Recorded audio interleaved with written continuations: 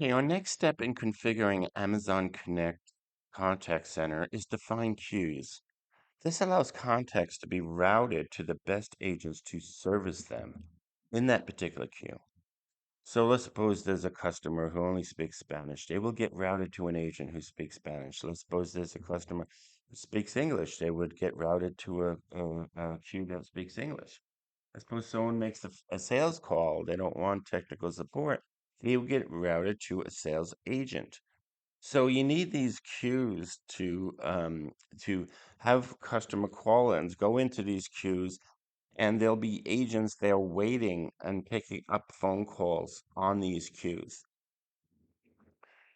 Okay, so you can have multiple queues supporting different priorities or different skills of agents. And so keep that in mind. We'll keep it really simple so it's clear what we're doing here.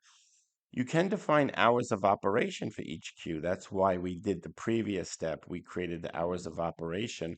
One was 24/7 technical support can be there to fix any problem. The other one was business hours, which was 9 to 5, Monday through Friday, which we haven't really defined the agent, but let's suppose it's a sales or customer support person. Um, we could define the outbound configuration and define the caller ID and flow defined per queue. And in this way, the customer knows who's calling. Uh, so the idea is a customer calls, they say there's no agent available. Please, if you want to call back, press one, whatever. And then when the agent wants to make an outbound call to that particular caller, that customer, then there's a caller ID associated with that. So you want the customer to understand that caller ID, and maybe it might say company name, uh, technical support ID, caller ID number, whatever. And then we there's this new feature with email config and flow define, and basically you can integrate emails um, with the queues, and that's something we'll discuss later. There's also quick connect agents that can quick connects that agents can use. So if if if I'm a technical support agent and I'm an English speaking agent and I get a customer and I realize they only speak Spanish, I could have a quick connect which hands them off to the Spanish queue, the technical support Spanish queue. So these quick connects have the ability for the agents to push on the button and transfer the call. So there's some of that stuff. And we have we could set the maximum context per queue. So let's suppose an agent is listening on a queue and is at max 5 contacts in that queue. He could be helping 5 customers at once, or the customers could be waiting. Um, and he could and so basically what would happen if that max was exceeded, would say, okay, we'll call you back shortly, whatever. And we could also set tags for permissioning and categorization, and we could look at historical changes in queues. So let's take a look at queues in the console and and take a look at what we have here.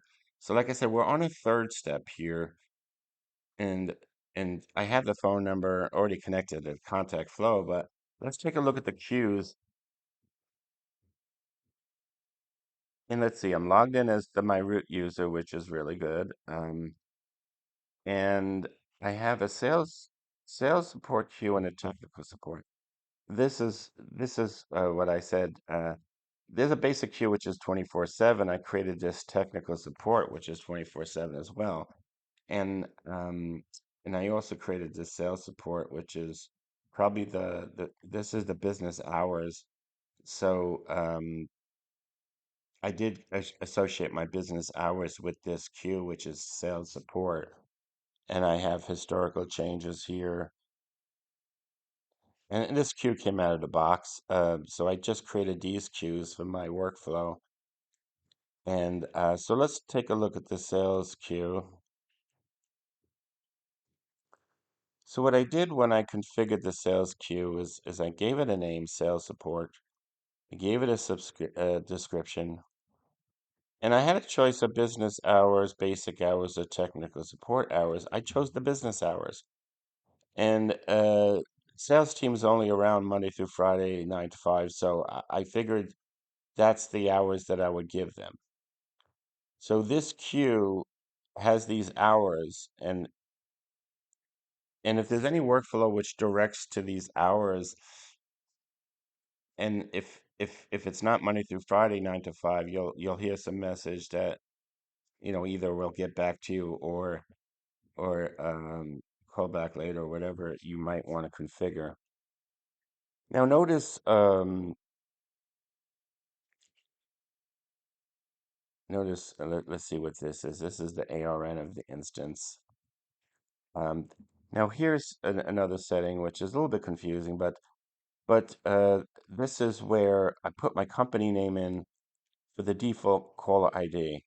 So let's suppose a user contacted Home Task looking for some home services, and the automatic recording said, "We're very, very busy. We'll call you back as soon as we can." Then when the customer gets a call back, they would see this caller ID, and they would see the number. Um, and this is the flow, the default outbound flow that's being used. So whatever this default outbound is, you might hear something. We could take a look at that in a bit. But whatever the default outbound is, you'll say, maybe the customer will pick up the phone and will say, "Hello, this is Home Task. Hold on for a minute." Whatever this outbound flow does for the customer when the customer picks up will be should be probably should probably be a custom flow. But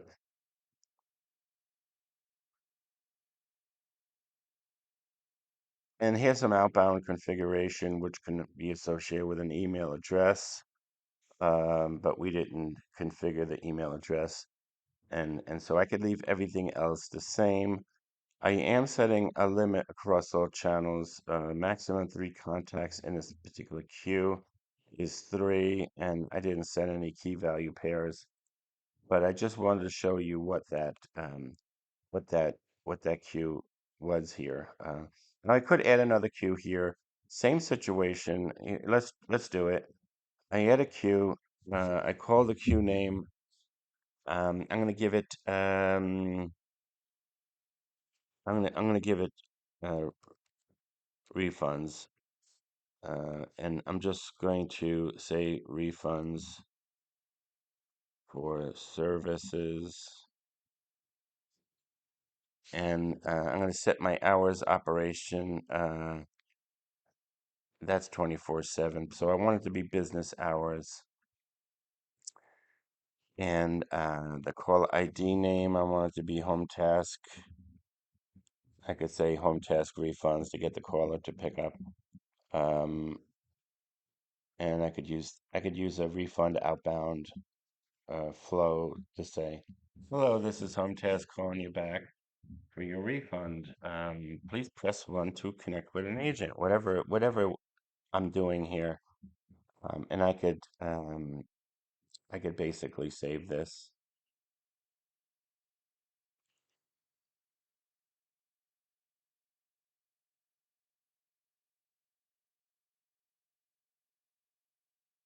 And it's kind of sad that this is not refreshing right away. Let me refresh it. Okay, so now I got this refund queue, and I should keep everything consistent, which I didn't do. And I'm going to just let's look at historical changes really quick.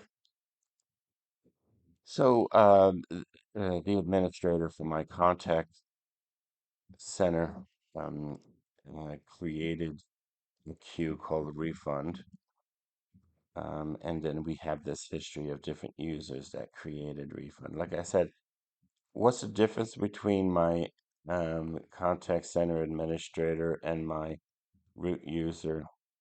Um, it's just the tracing of what has happened. As you could see, if I go to, I'm logged in here as my Amazon Connect admin, but I could easily be logged in to production as my root user and go in here and do the same thing. I could have went and created queues here.